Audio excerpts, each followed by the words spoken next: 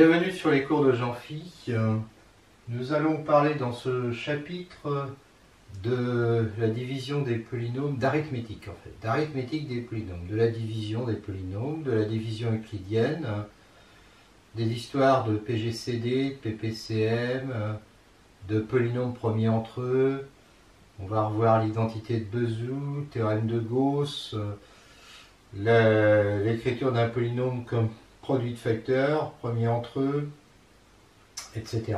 En fait, on va refaire tout le travail qu'on avait fait avec l'arithmétique des antirelatifs. Et en gros, il n'y a pas grand-chose qui change dans le chapitre, si bien que je peux aller assez vite sur certaines démonstrations. Donc, définition de diviseurs multiples. P et Q sont deux polynômes. On dit que P divise Q, notation comme ça, ou que Q est un multiple de P s'il existe un polynôme R tel que Q égale PR. Si P, Q, RS sont quatre polynômes, on a les propriétés suivantes. P divise 0, 1 divise P, P divise P. Si A appartient à K étoile, donc A est un nombre non nul, A divise P. C'est pas choquant parce que A c'est un polynôme. C'est le polynôme AX puissance 0. P divise Q et P divise R implique P divise Q plus ou moins R. P divise R et Q divise S implique PQ divise RS. P divise R et R divise S implique P divise S, transitivité. P divise Q et A appartient à K étoile implique P divise AQ et A divise AP divise Q. Voilà. Bon, oralement, pour la plupart, celui-là c'est 0 égale 0 fois P, P égale 1 fois P, P égale 1 fois P. Alors celui-là, si j'écris P égale somme de 0 à n des AK x puissance K, je peux écrire que c'est A fois ce polynôme-là, où chaque AK était divisé par A. Polynôme-là que je noterai désormais P sur A, ou 1 sur A fois P. AK sur A, ça désigne en fait A puissance moins 1, inverse de A, multiplié par AK, égale AK multiplié par A puissance moins 1. C'est comme ça qu'on notera. Voilà, donc ça veut bien dire que A divise P, puisque c'est A fois un polynôme.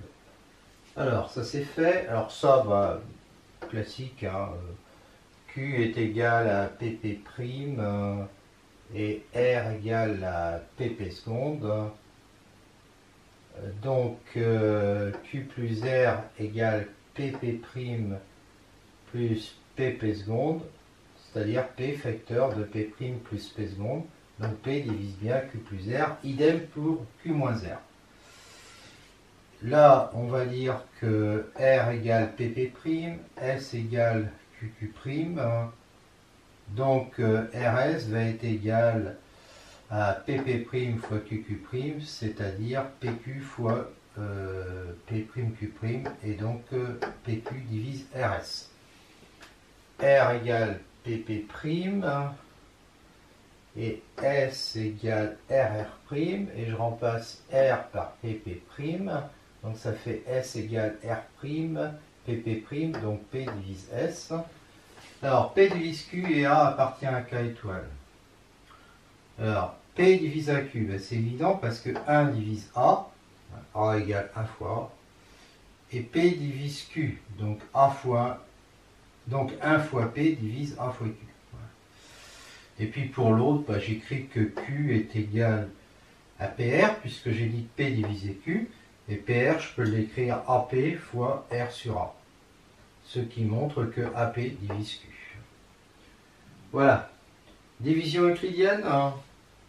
Si AB sont deux polynômes et que B est non nul, alors il existe un unique couple Q et R. Q, ce sera le quotient, R le reste, tel que A égale BQ plus R avec degré de R inférieur à degré de B. Donc ça ressemble beaucoup à la division euclidienne des antirelatifs, mais sauf que c'est des histoires de degrés. Donc quand j'écris A égale BQ plus R, A c'est le dividende, B c'est le diviseur, Q c'est le quotient, et R c'est le reste. Unicité, Et puis ensuite, on refera un autre tableau pour prouver l'existence. A égale BQ plus R et A égale BQ' plus R'. Donc B facteur de Q moins Q' est égal à R' moins R. On suppose Q différent de Q'. Donc on multiplie deux polynômes non nuls.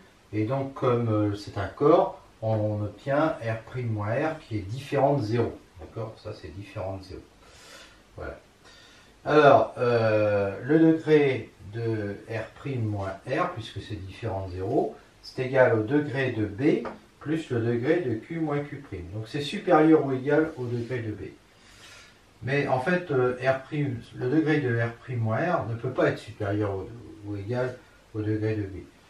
Parce que, bon, le degré de R' moins R est toujours inférieur ou égal à sup de degré de R et de degré de R'. Bon, si on pose que le degré de... Parce que là, R ou R' peuvent être nuls, enfin un des deux en tout cas, parce que R' moins R est différent de 0. Mais on pose degré de 0 égale plus l'infini. Donc ça, ce que je viens de dire là, est toujours vrai. Donc c'est inférieur évidemment à degré de B, et donc ça ne peut pas être supérieur ou égal. Maintenant, si ça ne vous plaît pas comme explication, voilà ce qu'on peut dire. Premier cas, degré de R' est non nul, R est non nul. Bon, ben, degré de R' moins R ou degré de R' plus R, c'est inférieur ou égal au sup de degré de R et degré de R', qui sont deux nombres. D'accord? Donc c'est bien inférieur à degré de B, et donc il y a une contradiction. Maintenant, si l'un des deux est nul, s'il y en a un qui est nul, l'autre ne peut pas être nul, puisque R' moins R est différent de 0. Supposons par exemple que R soit nul. Hein? À ce moment-là, R' moins R, il va être égal à R'. D'accord? Il va être égal à R' qui n'est pas nul. Et le degré de R' est inférieur au degré de B aussi. Donc il y a bien aussi là une contradiction. Donc, donc ça veut dire que Q est égal à Q'. Voilà ce qu'on avait supposé. Q différent de Q'. Donc Q est égal à Q'. Et évidemment, ici, si Q est égal à Q', ça me fait 0. Et donc ça fait que R' moins R est égal à 0. Et donc R est égal à R'. R' est égal à R. Et donc j'ai Q égale Q', R égale R'. Et j'ai bien démontré l'unicité du couple. Maintenant, il faut que je démontre l'existence. On prouve maintenant l'existence de la division euclidienne. Donc soit n le degré de A, m le degré de B. Premier cas, on suppose que n est inférieur à m. Autrement dit que c'est B qui a le degré le plus grand. Ben, je peux écrire que A est égal à B fois 0 plus A. Le reste c'est A. Et son degré, qui est n, est inférieur au degré de B, qui est m, donc c'est gagné. Petit 2, n supérieur ou égal à m. On va démontrer donc le résultat par récurrence sur n, en fixant m, et donc en démarrant à n égale m, puisqu'on veut démontrer le résultat pour n supérieur ou égal à m. Donc je pose a égale somme de 0 à n des ak xk, an différent de 0, puisque n est le degré de A, et b égale somme de 0 à m de bk xk avec bm différent de 0, puisque m est le degré de b. Donc premier cas, n est égal à m. Donc je fais a égale b fois an sur bn, là j'ai un polynôme de degré 0, plus r. Donc r est égal à a moins an sur bnb, ce qui fait somme de 0. Alors, en fait, c'est somme de 0 à n, mais le terme de plus haut degré, là, ça va être an xn. Et celui-là, ça va être an bn sur bn, donc ça enlève xn. Donc je vois que le terme en xn, il n'y en a pas. Donc c'est ce polynôme-là, qui est de degré inférieur à n, ça c'est sûr. D'accord? Donc, le résultat, donc j'ai bien A égale BQ plus R avec degré de R inférieur à N, donc c'est gagné. Supposons que le résultat soit vrai à l'ordre N. Et considérons A égale somme de 0 à N plus 1 de AK x puissance K. Donc de degré N plus 1, ça veut dire que AN plus 1 est différent de 0. Je considère U égale A moins AN plus 1 sur BM x n plus 1 moins m, ce qui est tout à fait valable puisque n plus 1 moins m c'est évidemment supérieur à 0. Donc le degré de U va être inférieur ou égal à n. Pourquoi? Parce que le terme de plus haut degré, ici c'est AN plus 1 xn plus 1. Ici c'est AN plus 1 sur BM fois. Alors ici je vais avoir xn plus 1 moins m et ici je vais avoir BM xm. D'accord? Et donc quand je multiplie, ça supprime les BM et ça fait AN plus 1 xn plus 1. Donc ça supprime celui-là. Donc il n'y a plus de terme en xn plus 1 et donc ça veut dire qu'il est de degré inférieur ou égal à n. Alors U, je peux donc le diviser par B et d'après l'hypothèse de récurrence, U est égal à BQ' plus R avec degré de R inférieur à degré de B. Du coup, je vais me retrouver avec A qui est égal à U plus AN plus 1 sur BM xn plus 1 moins MB. D'accord, tout ça. Et je remplace là-dedans U par BQ' plus R. D'accord. Donc ça fait ça. Et je factorise B, donc qui va être facteur de Q' plus AN plus 1 sur BM xn plus 1 moins M. D'accord. Et donc plus R. Et donc c'est un BQ plus R avec degré de R qui est inférieur à degré de B, puisque je l'avais dit avant, hein, le degré de R, c'est l'hypothèse de récurrence. Et donc c'est gagné pour l'existence. Voilà. Et cette méthode là de diviser par le terme de plus haut degré nous donne en plus la méthode pour effectuer des divisions euclidiennes. Exemple, si j'ai x au cube moins 5x2 plus 3 que je veux le diviser par x au carré moins x plus 1, je m'y prends comme d'habitude, hein, comme avec des nombres. Et puis je me débrouille pour que x fois x au carré, enfin on soit près de x au cube. Donc là il suffit de faire x fois x au carré égale x au cube, et puis de l'enlever. Ce faisant, je fais aussi x fois moins x, c'est-à-dire moins x au carré que j'enlève, et x fois 1 qui fait x que j'enlève. Et donc ici ça fait 0, et là ça fait moins 5 plus 1, ça fait moins 4x2, plus 3 moins 1, plus 3 et moins x. C'est ça. Et maintenant je me retrouve avec celui-là. Et je dois ici mettre un nombre pour que fois ça soit le plus près possible de ça. Donc je mets moins 4. Moins 4x2 que j'enlève, plus 4x2. Moins 4 fois moins x, 4x que j'enlève, moins 4x. Moins 4 fois 1, moins 4 que j'enlève, plus 4. Et donc il n'y a plus d'x2. Ici ça fait moins 5x, plus 7. Et maintenant j'écris donc ça, A est égal à B fois x moins 4 plus ça. Bon, la vérification est immédiate. X au cube, bon bah ça va, je l'ai. Moins 4x2 moins x2, ça fait moins 5x2.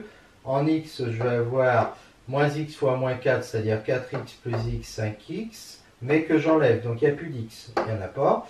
Et enfin, un terme constant, moins 4 plus 7, ça fait plus 3, et c'est gagné.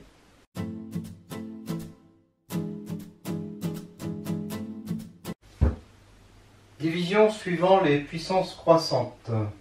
Exemple.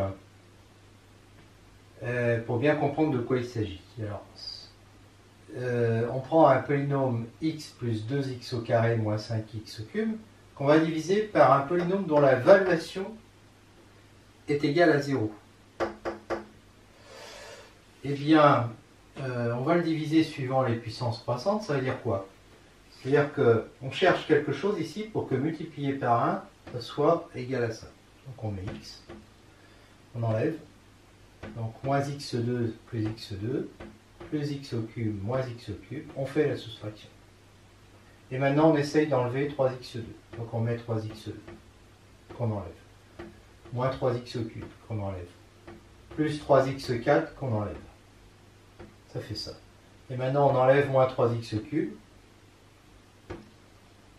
plus 3x4 qu'on enlève, moins 3x5 qu'on enlève, et on trouve ça.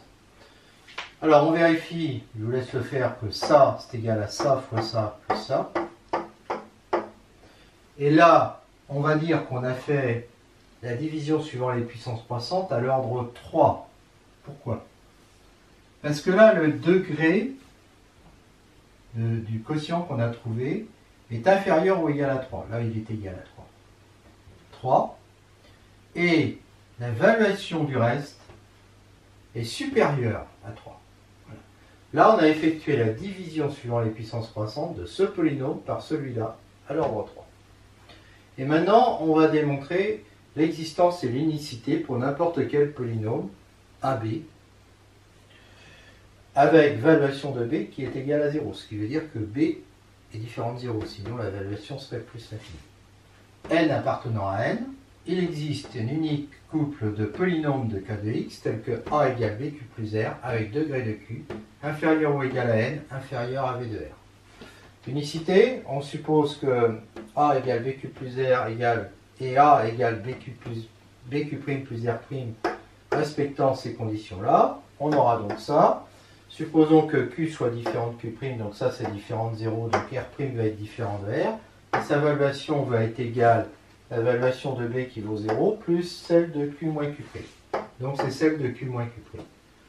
La valuation de R' moins R est supérieure ou égale au minimum de ces deux-là. Donc ça c'est à condition de poser que quand il y a un polynôme qui fait 0, sa valuation c'est plus l'infini. Bon, on n'a pas vraiment besoin de ça ici. Si aucun des deux n'est...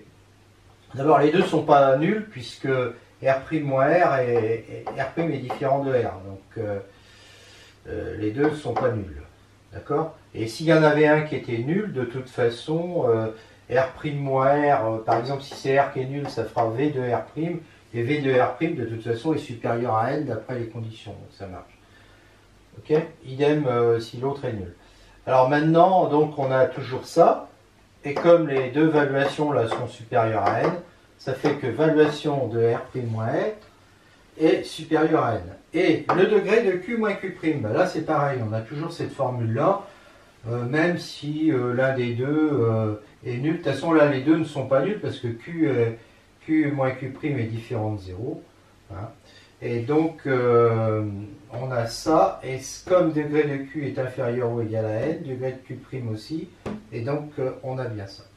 Alors maintenant, N, il est donc inférieur à la valuation de R' moins R, qui est la valuation de Q moins Q', qui est toujours inférieur ou égal au degré de Q moins Q', et lui, le degré de Q moins Q', il est inférieur ou égal à N. Donc ça fait grand N qui est inférieur strictement à grand N. C'est impossible.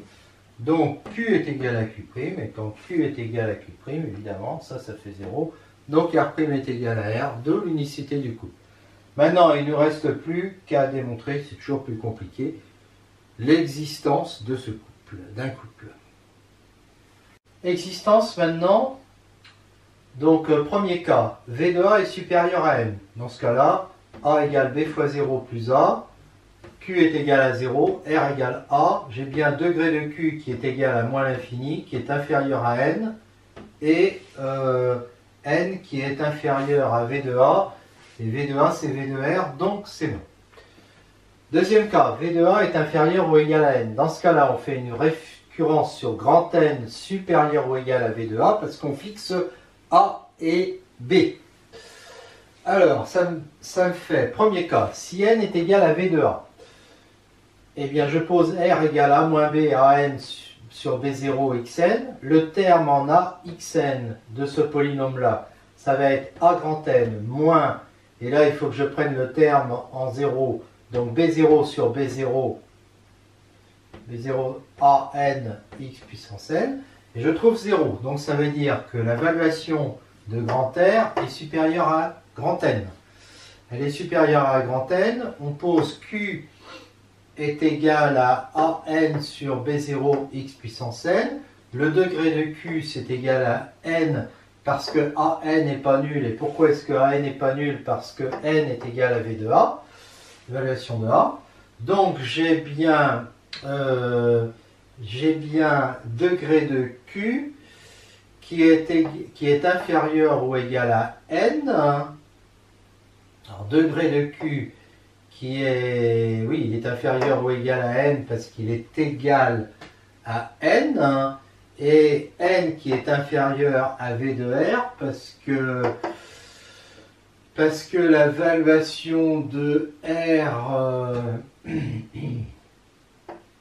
est supérieure à n, et j'ai bien A égale BQ plus R, parce que ici, si je fais passer, alors j'ai dit que Q c'était AN sur B0 XN, donc R égale A moins BQ, donc A égale BQ plus R, et donc tout est gagné, on a bien ça et ça. Supposons maintenant le résultat vrai à l'ordre grand N.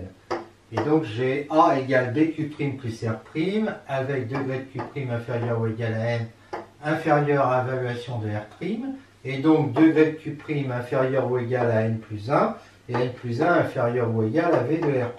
Bon.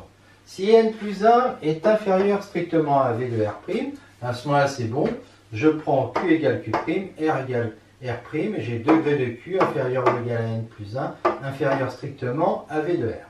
Sinon c'est que V de R' est égal à N plus 1. Dans ce cas-là, j'ai R' qui est égal à la somme de N plus 1 à D de R' de alpha k x puissance k, et je pose R égale R' moins B alpha N plus 1 sur B0 x puissance N plus 1. Je rappelle que B0 est non nul, hein, parce que c'est la variation de B.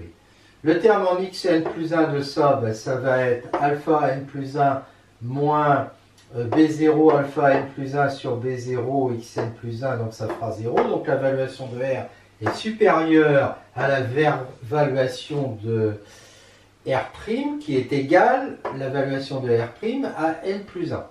Voilà. Et A est égal à ça. Alors pourquoi est-ce qu'il est égal à ça?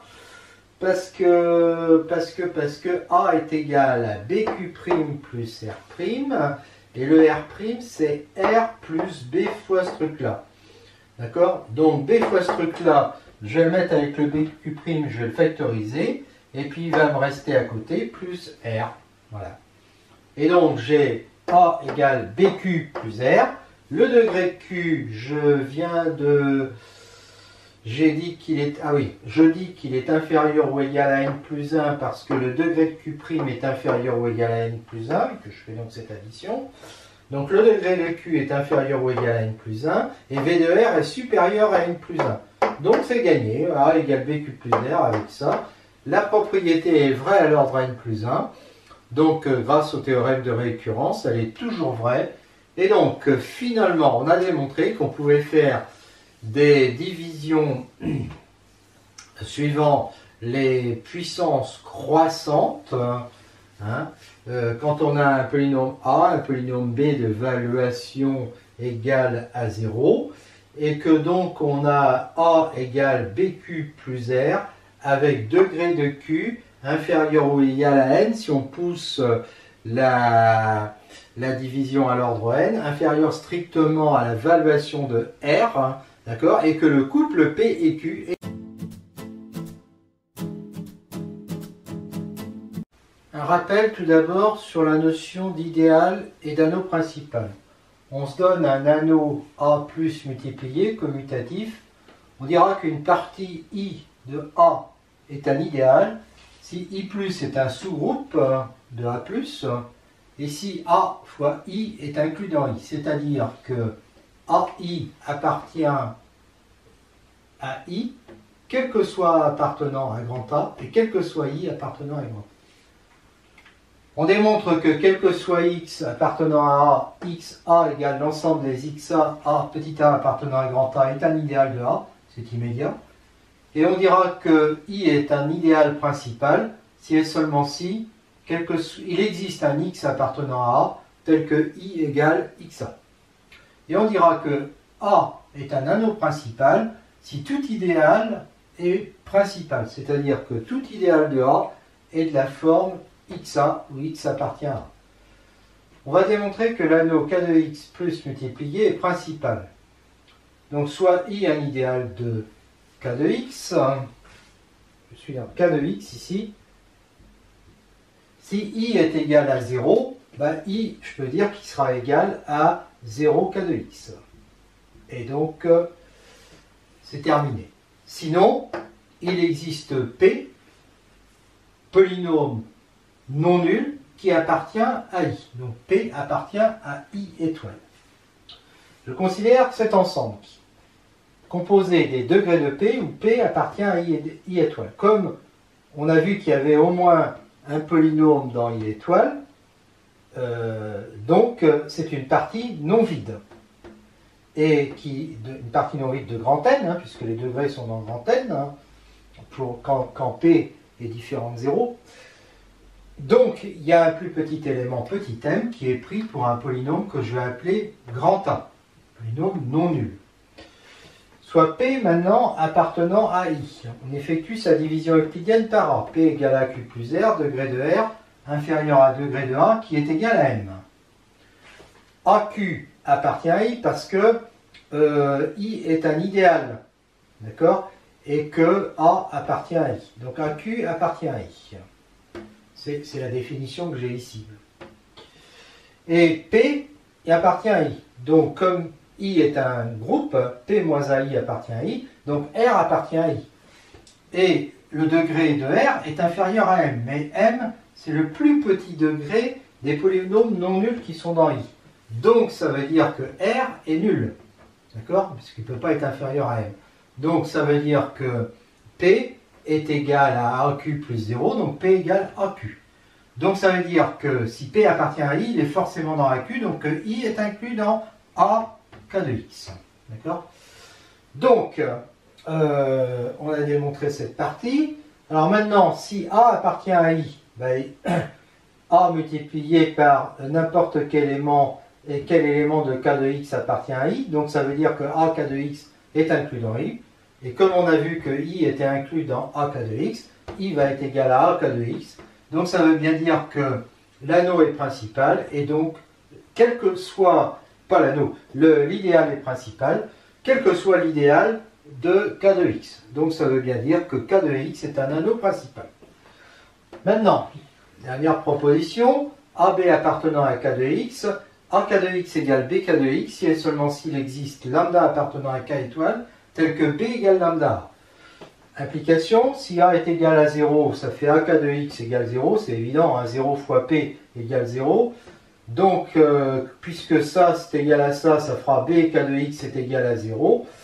Et donc, par exemple, B qui appartient à B k de x parce que c'est B fois 1, eh bien B sera donc égal à 0. Et donc, j'aurai B égale 1 fois A, puisque les deux sont nuls, donc 0 est égal à 1 fois 0.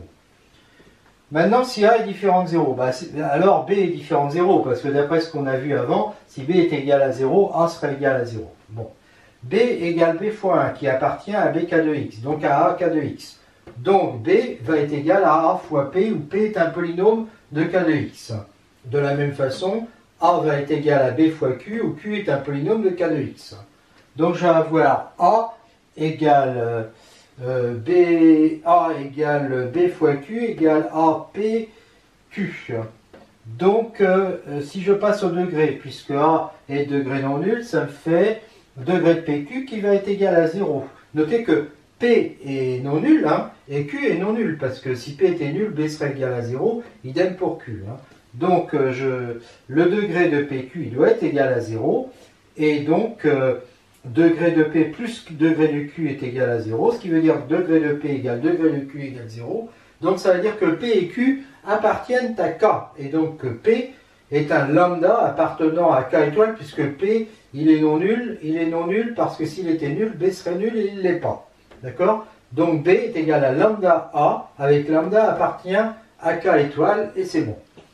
Réciproque, si B est égal à lambda A, ben, comme lambda est non nul, je peux dire que A est égal à 1 sur lambda B, d'accord? Et je vais avoir P appartient à BK de x, ça implique P est égal à BU, où U appartient à K de x. Donc ça me fait que P est égal à A fois lambda U, donc il appartient à A K de x. Donc je viens de démontrer que B K de x est inclus dans A K de x. De la même façon, AK de x est inclus dans BK de x. Et donc, on a AK de x qui est égal à BK de x. Et donc, on a bien démontré l'équivalence. Une remarque rapide et facile. Si A et B sont deux polynômes, A divise B et B divise A est équivalent à dire qu'il existe lambda appartenant à K étoile tel que B est égal à lambda A. Démonstration. Si B est égal à lambda A avec lambda différent de 0, ça veut dire que A est égal à 1 sur lambda B. Là, je vois bien que A divise B. Là, je vois bien que B divise A. Parce que lambda et 1 sur lambda sont des polynômes de degré 0, mais ce sont des polynômes. Donc j'ai A divise B et B divise A. Dans l'autre sens, si A divise B et que B, alors ça veut dire que B est égal à un polynôme U fois A, B divise A est égal à un polynôme V fois B. Et donc je vois que si A est égal à 0 fois, eh bien si A est égal à 0, ça implique que B est égal à 0. Mais que si B est égal à 0, ça implique que A est égal à 0. Donc A égale 0 équivaut à B égale 0. Et alors je peux dire que 0 est égal à 1 fois 0. Si A est différent de 0, donc B différent de 0, je vais avoir A égale UVA. Et donc je vais avoir polynôme UV qui sera égal à 1. Ça c'est une propriété qu'on a déjà dû écrire. Donc degré de U plus degré de V est égal à 1. Alors U et V ils ne sont pas nuls, sinon on aurait A et B qui seraient nuls. Donc degré de U égale degré de V égale 0. Donc U et V appartiennent à K. Donc ça veut dire que U égale lambda, V égale lambda appartient à K. Donc ça veut dire que B est égal à lambda, c'est B est égal à UA. Donc c'était bien U. D'accord. Donc B égale lambda A. Mais lambda ne peut pas être nul, sinon on aurait B égale 0. Donc B égale lambda A avec lambda qui est...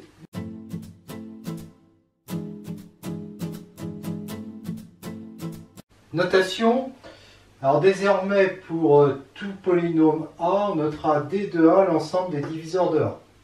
Alors il est non vide parce que 1 et A sont des diviseurs de A. Pourquoi? Tout simplement parce que grand A est égal à A fois 1. Théorème. Si A et B sont deux polynômes, alors il existe un polynôme tel que AK de x plus BK de x est égal à DK de x. On sait qu'alors, si D' appartient à K de x, eh bien AK de x plus BK de x est égal à D', K de x, si et seulement s'il existe lambda appartenant à K étoile tel que D' est égal à lambda D, c'est-à-dire ce qui implique que degré de D' est égal à degré de D. Ça implique. Bon, ça, on l'a démontré, cette partie-là. Il y a juste ça à démontrer. Alors, si j'appelle I égale AK de x plus BK de x, c'est un sous-groupe de K de x pour l'addition. Bon, c'est évident, parce que si je prends... en fait, AK de x est un groupe, BK de x est un groupe, et par addition, c'en est un. Sinon, il faut faire A fois P plus B fois Q, et puis prendre un A fois P' plus B fois Q', et quand on additionne, ça fait A facteur de, je ne sais plus ce que j'ai pris, P plus P' plus B facteur de Q plus Q', et donc on a la stabilité. Et puis pour le symétrique, eh bien, si on prend un élément là-dedans, AP plus BQ, le symétrique, ça va être A fois moins P plus B fois moins Q, et donc c'est bien un sous-groupe. C'est un idéal, parce que si P appartient à K de X, et que Q appartient à I, donc Q appartient à I, il est de cette forme-là. Quand je multiplie par P, ça fait PQ égale A PU plus B PV, ça appartient aussi à I, et donc j'ai bien à faire un idéal. Donc, puisque c'est un idéal, il existe D appartenant à K de X, tel que I égale DK de X. Pourquoi? Parce que on est dans on a vu que K de X était un anneau principal, donc tout idéal est principal. Donc, il existe D tel que l'on est ça. Et ça nous fait exactement ça. Et le théorème est démontré. Deuxième théorème, si A, B, D appartiennent à K de X et que A, K de X plus B, K de X est égal à D, K de X, alors, bien, alors D divise A, D divise B, il existe UV appartenant à K de X tel que AU plus BV égale D, et l'intersection D de A inter D de B est égale à D de D.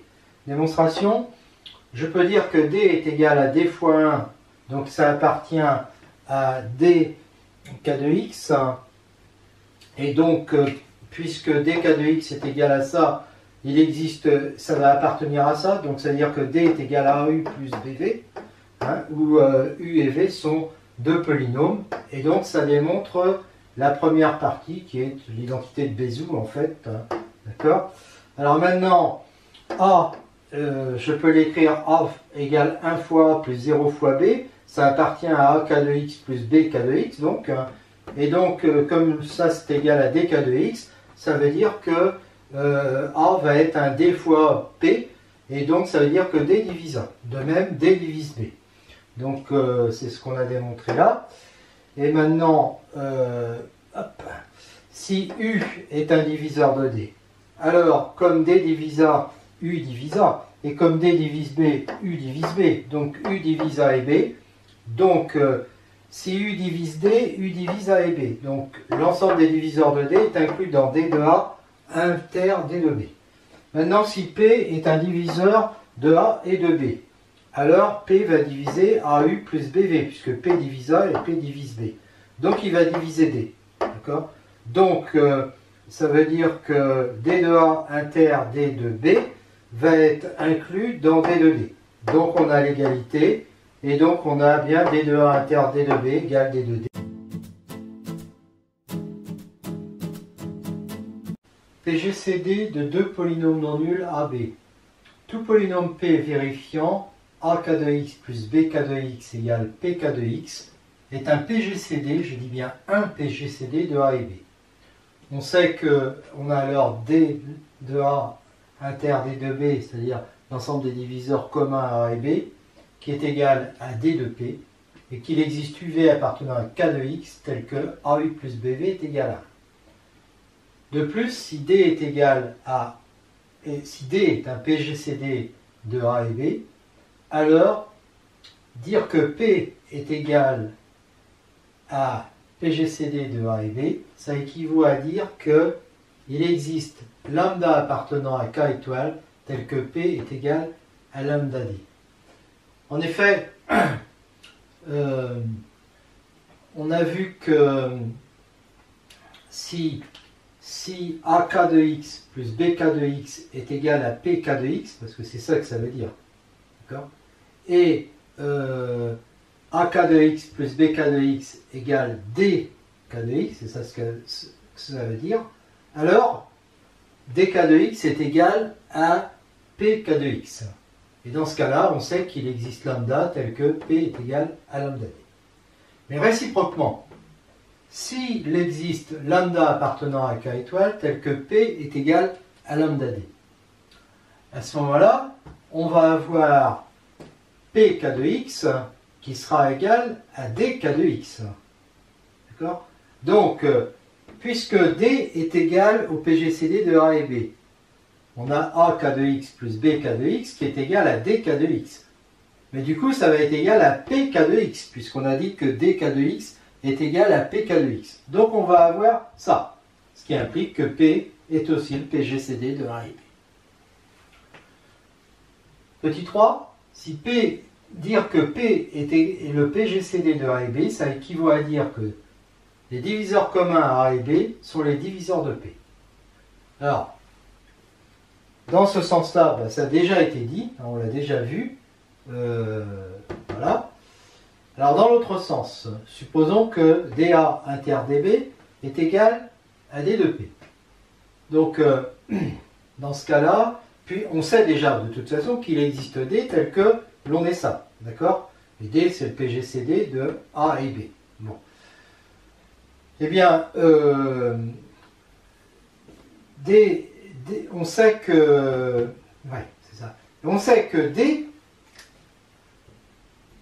D, c'est D de A inter D de B. Donc, puisque D de P est égal à D de A inter D de B, ça veut dire que D de P est égal à D de D. D'accord? Et ça implique quoi? Ça implique que P, qui est un diviseur de P, va être un diviseur de D. Donc ça veut dire que dk de x va être inclus dans pk de x. En effet, si je prends un élément de dk de x, c'est un d fois u. Et comme d est un multiple de p, ça va être un p fois v. Donc j'ai cette inclusion. Mais en échangeant p et d, puisqu'il y a égalité, je vais avoir l'autre inclusion dans le même sens. Donc en fait, dk de x est égal à pk de x. Et du coup, ak de x plus bk de x qui est égal à dk de x va être égal aussi à pk de x. Et donc P va être le PGCD de A et B. De tout ça, il faut retenir notamment que le PGCD est défini à l'homme d'après. D'accord? Ça, c'est très important. Si A et B appartiennent à K de x étoiles, donc ils sont nuls, on dira qu'ils sont premiers entre eux si leur PGCD est égal à 1. Ce qui équivaut à dire que AK de x plus BK de x est égal à 1K de x. 1K de x, c'est K de x. Et d'après ce qu'on vient de voir, ça équivaut à dire que D de A inter D de B est égal à l'ensemble des diviseurs de 1. D'accord? Et l'ensemble des diviseurs de 1, c'est K étoile. Pourquoi? Parce que si P divise 1, le degré de P est égal à 0, donc P est un lambda qui appartient à K étoile. Bon, mais mais c'est un lambda qui ne peut pas être nul parce que 0 ne divise pas 1, donc c'est un lambda qui est comme ça. Et réciproquement, si lambda n'est pas nul, on peut dire que 1 est égal à lambda fois 1 sur lambda, et donc lambda divise 1. Voilà. Donc on a bien les diviseurs de 1 qui sont égales à K étoile. Enfin, on termine avec l'identité de Bézout. A et B, enfin PGCD de A et B est égal à 1, c'est-à-dire A et B sont premiers entre eux, si et seulement s'il existe UV tel que AU plus BV est égal à 1. Alors, dans ce sens-là, on a déjà vu. Il existe UV tel que AU plus BV est égal, là c'était pas à 1 qu'il fallait mettre, c'était à P, pardon. Donc, on l'a déjà vu dans ce sens-là. Dans l'autre sens, on va dire que si D, alors dans l'autre sens, il faut faire quoi? Supposons qu'on ait ça. Et bien du coup, si D divise A et que D divise B, D divise A U, D divise BV, D divise AU plus BV, D divise A. D divise 1. Les diviseurs de 1, ça veut dire que des diviseurs communs à A et B sont les diviseurs de 1. D'accord? Et donc, ça veut dire que A, PGCD de A et B est égal à 1. Voilà. Oui, parce que D de A inter, ça veut dire en fait que D de A inter D de B est inclus dans D de 1. Mais si on prend un diviseur de 1, c'est un lambda, et un lambda appartenant à K étoile, ça divise A et ça divise B. Donc il y a bien l'égalité. D'accord? Donc, puisqu'il y a D de A inter D de B qui est égal à D de 1, ça veut dire que 1 est le PGCD de A et B, 1 PGCD de A et B. Et donc ça veut dire que A et B. Théorème, si A et B sont deux polynômes qui divisent un polynôme P, qui sont premiers entre eux, alors AB divise P. Démonstration. On utilise Bézout puisqu'ils sont premiers entre eux, donc AU plus BV est égal à 1. Il existe U et V, polynôme. Et donc en multipliant par P, on a APU plus BPV est égal à P. Seulement A divise P, donc en multipliant par B, AB divise BP. De la même façon, B divise P, donc en multipliant par A, AB divise AP. Et donc on a AB qui va diviser, là il divise BP, il divise AP, donc il divise tout ça qui est égal à P, donc AB divise P. Théorème, si les AK sont 2 à 2 premiers entre eux et divisent P, alors leur produit divise P, il suffit de faire une récurrence, c'est immédiat. Bon, de toute façon, toutes ces propriétés, là, on les a démontrées quand on a fait de l'arithmétique dans Z, les démonstrations sont identiques. Théorème, si A et B, C et P sont 3 polynômes et que A est premier avec P, B est premier avec P, alors AB est premier avec P. On utilise 2 fois Bézout, une fois pour dire que A et P sont premiers entre eux, une fois pour dire que B et P sont premiers entre eux, et on multiplie ces deux-là qui vont être égal à 1 fois 1. Et donc on isole A, B, U, U', et pour les autres, on met P en facteur. Et donc on voit que AB fois quelque chose, un polynôme, plus P fois un polynôme est égal à 1, et donc AB et P sont premiers entre eux. Enfin, un théorème, si A et B sont deux polynômes premiers entre eux, alors pour tout entier n supérieur ou égal à 1, A puissance n et P et B sont premiers entre eux, A puissance n et B puissance m, alors là je prends aussi m supérieur ou égal à 1, sont premiers entre eux. Démonstration, on fait une récurrence sur petit n pour la première. Donc la propriété est vraie à l'ordre 1, à cause de l'hypothèse A et B sont premiers entre eux. On suppose que P de n est vrai, donc A puissance n et P sont premiers entre eux, mais on sait que A et B sont premiers entre eux. Donc en utilisant la propriété précédente, A puissance n fois A est premier avec B, donc A puissance n plus 1 est premier avec B, donc la propriété est vraie à l'ordre n plus 1, et donc d'après le théorème de récurrence, elle est toujours vraie. Enfin, pour la dernière, il suffit de remplacer ici B par A puissance n. En fait, on utilise la première qu'on vient de démontrer. On remplace B par A puissance n, par exemple, et puis on démontre en considérant les puissances de l'autre. C'est-à-dire que A puissance n étant premier avec B, A puissance n va être premier avec n'importe quelle puissance de B, d'après ce que je viens de démontrer avant. Donc A puissance n et B puissance n sont premiers entre eux.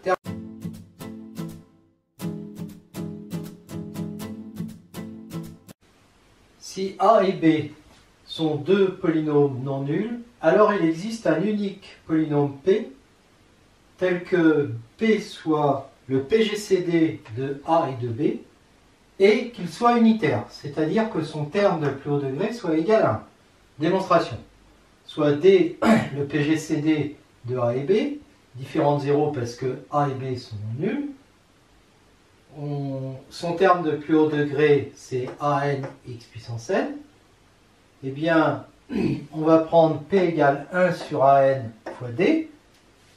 Donc, comme on a multiplié par 1 sur AN qui est non nul, puisque AN est différent de 0, AN est égal, puisque AN est différent de 0, c'est le coefficient du terme de plus haut degré. Donc, c'est aussi un PGCD de AB, et il est unitaire. Il est unitaire parce que là, son terme de plus haut degré va être AN sur AN égale 1. Maintenant, prenons un autre qui soit unitaire et qui soit PGCD de A et B. Alors, on sait que Q est égal à lambda P, où lambda est différent de 0. Donc, ça va faire lambda somme de 0 à n, P, je l'appelle BK, XK, mais il est unitaire, P. Donc, BN est égal à 1. Donc, ça va faire, puisque l'autre est unitaire, je prends le terme de plus haut degré, lambda Bn doit être égal à 1. Donc, Bn doit être égal à 1. Donc, lambda doit être égal à 1. Et si lambda est égal à 1, Q égale P, donc unicité. Théorème de Gauss. Soit A, B, C, trois polynômes non nuls. Si A divise BC et que A et B sont premiers entre eux, alors A divise C. C'est la même démonstration qu'on a faite quand on faisait de l'arithmétique dans Z. A, comme ils sont premiers entre eux, A et B, il existe U et V des polynômes tels que AU plus BV égale 1. Donc en multipliant par C, ACU plus BCV est égal à C. Mais A divise BC, qui est là. Et A divise évidemment ACU. Donc A divise la somme, donc A divise C, terminé. À partir de Bézout, c'est très facile de démontrer Gauss. Dernière propriété, si A, B, R appartiennent, sont trois polynômes non nuls, et que A est égal à BQ plus R, alors le PGCD de A et B est égal au PGCD de B et R. Démonstration, en effet, D divise, si je prends D diviseur de A et de B, alors cette égalité montre que D divise R, puisque R est égal à A moins BQ. Donc, comme D divisait B, on peut dire que D divise B et R. Maintenant, si D divise B et R, eh bien, il divise B et R, donc il divise A. Donc il divise A et B. Donc je vois que les diviseurs communs de A et de B sont les diviseurs communs de B et de R. D'accord? Voilà.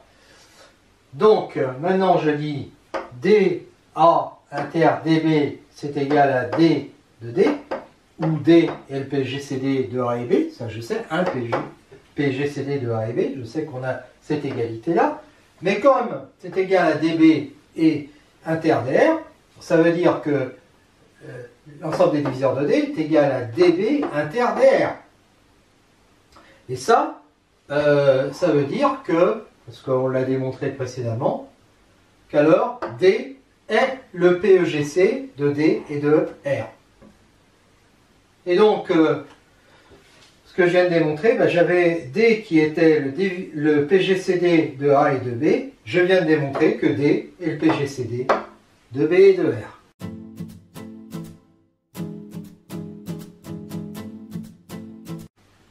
Nous voyons maintenant l'algorithme d'Euclide.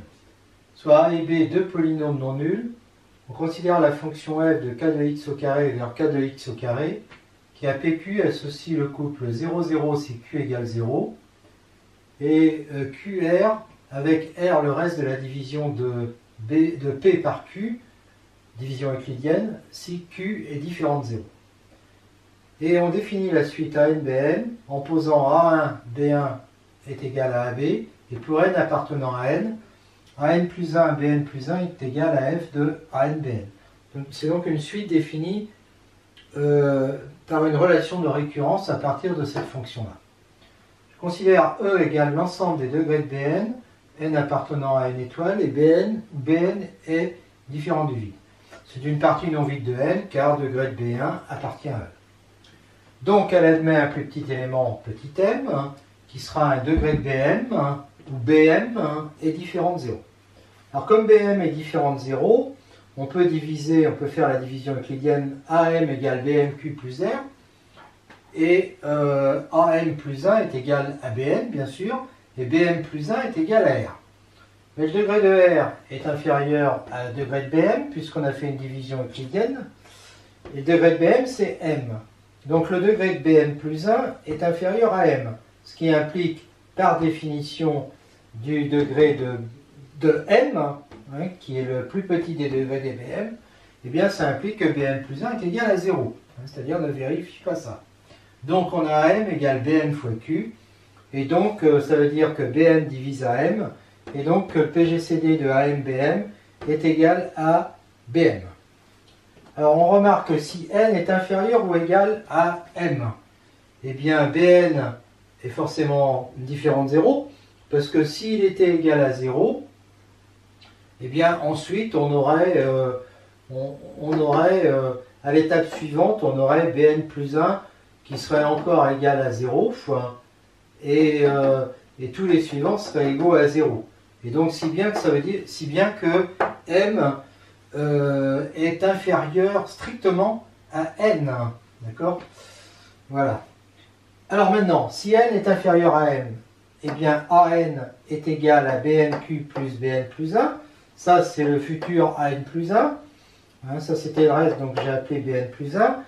Le degré de bn plus 1 est inférieur à degré de bn.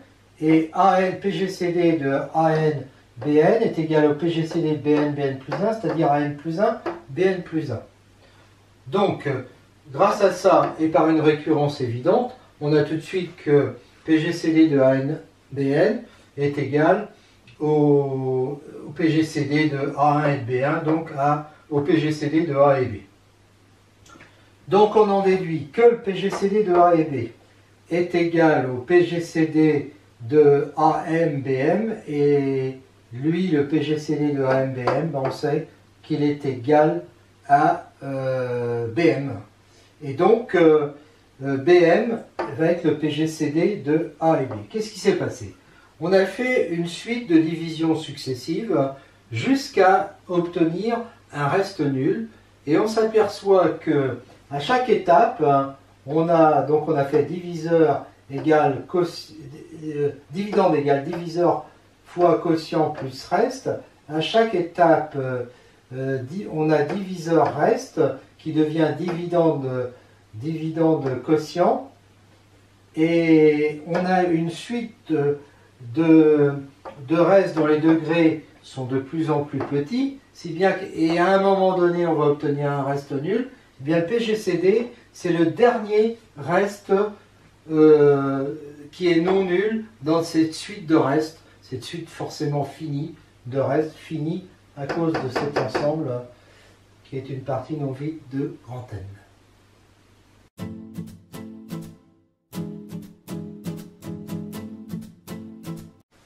Remarque, on définit comme dans Z le PGCD de plusieurs polynômes A1, A2 jusqu'à N, en démontrant qu'il existe un polynôme D appartenant à K de X, défini à lambda près, lambda différent de 0, lambda appartient à K, tel que A1 K de X plus A2 K de X jusqu'à AN K de X est égal à D K de X. Et on a l'ensemble des diviseurs de D qui est égal à l'intersection de 1 à n des ensembles des diviseurs D à K. On écrit que D est le PGCD de A1 jusqu'à AN, et on dit que A1, A2 jusqu'à AN sont premiers dans leur ensemble si leur PGCD est égal à 1. Ce qui est équivalent à dire que cette somme-là est égale à K de X. Voilà. Bon, en fait, tout ça c'est facile, hein, on démontre que ça c'est un idéal, et donc il est de cette forme, et ça on a vu que cette forme-là, le D est unique à lambda près. Voilà. Alors, on peut aussi définir le PPCM de deux polynômes, puis après le PPCM de plusieurs polynômes dans leur ensemble. Alors, de deux polynômes, c'est l'ensemble des multiples communs à A et B. Et donc, c'est l'idéal. L'ensemble des multiples communs à A et B est l'idéal A K de X plus inter B K de X.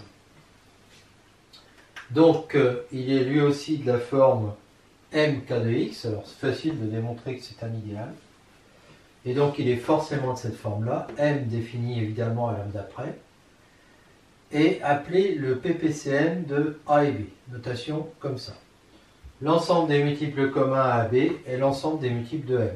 Bon là c'est évident hein, qu'on a affaire à l'ensemble des multiples communs de A et B, et puis c'est évident que ça c'est l'ensemble des multiples communs à M. Voilà. Donc ça veut bien dire que les multiples communs à A et B sont des multiples de M. Enfin, une définition, et après on va travailler là-dessus. Polynôme irréductible, P, si son degré est supérieur ou égal à 1, et si les seuls diviseurs de P sont les polynômes lambda, lambda P, où lambda appartient à K étoile. Alors ça, lambda, diviseur de P, ben on le sait, hein, puisqu'on peut toujours écrire que P est égal à lambda. Alors P est égal à lambda P sur lambda. Ça prouve bien que lambda est un diviseur de P. Et puis lambda P est un diviseur de P aussi parce qu'on peut écrire 1 sur lambda, lambda P. D'accord? Voilà. Quand on a lambda différent de 0.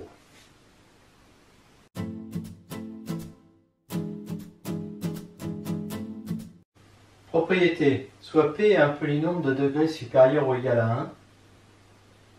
Dire que P n'est pas irréductible, ça équivaut à dire qu'il existe deux polynômes AB de degré supérieur ou égal à 1, tels que P est égal à A fois B. En effet, si P n'est pas irréductible, il admet un diviseur grand A qui est différent de lambda, c'est-à-dire qu'il n'appartient pas à K, et différent de lambda P. Et donc, puisque A est un diviseur, on aura P est égal à A fois B. Degré de A est différent de 0, puisque A n'est pas un lambda. Donc degré de A est supérieur ou égal à 1. Degré de B est différent de 0 aussi, sinon on aurait P est égal à A fois lambda. Donc A serait de la forme 1 sur lambda P, c'est-à-dire de la forme lambda P. Donc le degré de B est supérieur ou égal à 1. Donc j'ai bien ce résultat. Maintenant dans l'autre sens, si P est égal à A fois B, avec degré de A supérieur ou égal à 1 et degré de B supérieur ou égal à 1, il est évident que le degré de P est supérieur au degré de A, puisqu'il est égal à degré de A plus degré de B. Et donc, degré de P est supérieur à degré de A supérieur ou égal à 1. Donc, ça veut dire que A est bien un diviseur qui n'est pas un lambda, puisque son degré est supérieur ou égal à 1, et qui n'est pas un lambda P, parce que sinon, il serait du même degré que P. Donc, l'équivalence est démontrée. Maintenant, tout aussi évident, si A appartient à K étoile, et que P est égal à X plus B, j'aurais pu dire soit P un polynôme de degré 1, c'était exactement pareil. Eh bien alors, il est irréductible. En effet, sinon, on aurait P est égal à U fois V de degré supérieur ou égal à 1 plus 1 égale 2, puisqu'on saurait trouver deux polynômes, c'est le résultat précédent, de degré supérieur ou égal à 1, dont le produit ferait P. Propriété suivante, A irréductible ne divise pas B, alors A et B sont premiers entre eux. En effet, si D est un diviseur de A et de B, si D n'appartient pas à K, alors comme il divise A, qui est irréductible, D est de la forme lambda A. Donc ça veut dire que lambda A divise B. Et donc en multipliant par 1 sur lambda, A divise B. Ce qui est impossible puisqu'on a dit que A ne divisait pas B. Donc D est un lambda appartenant à K. Donc les seuls diviseurs de A et de B sont les diviseurs de cette forme. Et on sait que tout lambda appartenant à K étoile divise n'importe quel polynôme. Donc l'ensemble des diviseurs de A et B, c'est les lambdas. Donc ça veut bien dire que le PGCD de A et B est égal à 1. A et B sont premiers entre eux. Voilà ce que ça veut dire. A premier divise le produit pi de 1 à n des PI. On peut supposer n supérieur ou égal à 2. Alors il existe un K entre 1 et n tel que A divise PK. Alors c'est vrai pour n égale 2 parce que si A divise P1 P2 et que A ne divise pas P1, alors comme A, donc A à ce moment-là est premier avec P1, c'est ce qu'on a déjà démontré. Et donc là j'applique le théorème de Gauss. A divise P1, P2, mais A est premier avec P1, donc A divise P2. Donc je vois bien que s'il ne divise pas l'un, il divise l'autre. Donc la propriété est vraie à l'ordre 2. Supposons qu'elle soit vraie à l'ordre n, et supposons que A divise le produit de 1 à n plus 1 des PI. C'est-à-dire Q fois Pn plus 1, où Q est le produit de 1 à n des PK. Eh bien, ou des PI, c'est pareil. Alors, soit, d'après ce que j'ai vu dans le cas n égale 2, soit A divise Q, soit A divise P, alors soit A divise Pn plus 1, soit A divise Q. Et si A divise Q, d'après l'hypothèse de récurrence, il divise l'un des PK. Donc dans les deux cas, il divise l'un des PK. La propriété est donc démontrée à l'ordre n plus 1 par le théorème de récurrence.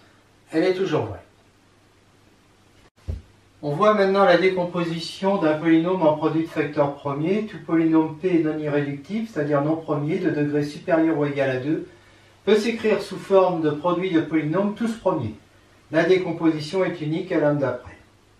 Donc, unicité à lambda près, c'est la seule différence qu'on a avec la décomposition en produit de facteur premier d'un entier naturel supérieur ou égal à 2.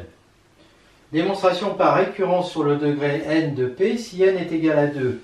Comme il est réductible, il s'écrit P1, P2 avec degré de P1 et degré de P2 supérieur ou égaux à 1, donc forcément égaux à 1 tous les deux, et comme les polynômes de degré 1 sont premiers, le résultat est obtenu. Supposons que la propriété soit vraie à tout ordre K compris entre 2 et n, et prenons un polynôme P de degré n plus 1.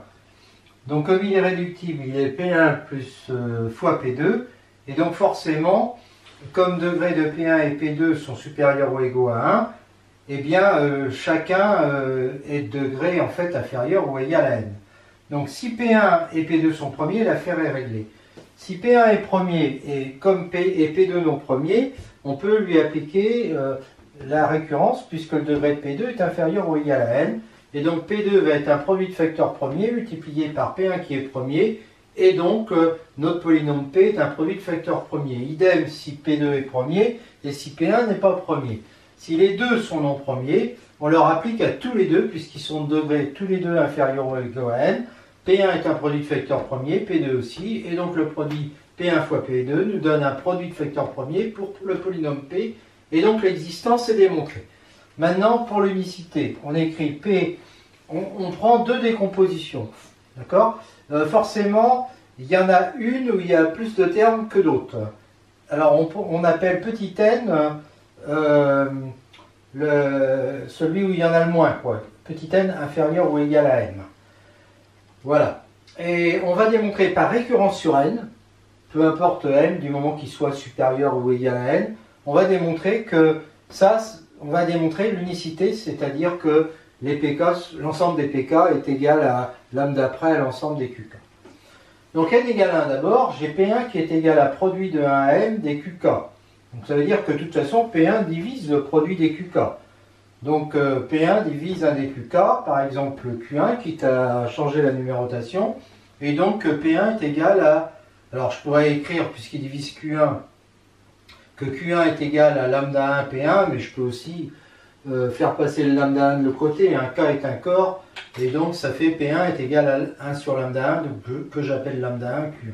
Voilà. Donc P1 est égal à lambda 1 Q1. Voilà, donc ça fait lambda 1 Q1 est égal à pi de 1 à n des QK, je simplifie par Q1, et j'obtiens quoi? J'obtiens qu'il me reste du degré 0 à gauche, et puis il faut qu'il y ait du degré 0 à droite, et donc forcément, ça veut dire que m est égal à 1, et que Q1, et que finalement, il reste Q1, il reste que... alors, P1... Qu'est-ce que j'ai fait? Oui, c'est lambda Q1, et donc ça va donner est égal à Q1. Lambda Q1 égale Q1, et donc ça fait que P1 est égal à Q1, puisque lambda 1 devra être égal à 1. Et donc ça fait ça. Voilà. Alors, supposons maintenant que la propriété est vraie. Donc là, c'est carrément l'égalité, ce qui n'est pas trop étonnant, puisqu'il n'y a qu'un terme des deux côtés. Supposons maintenant que P de n est vrai.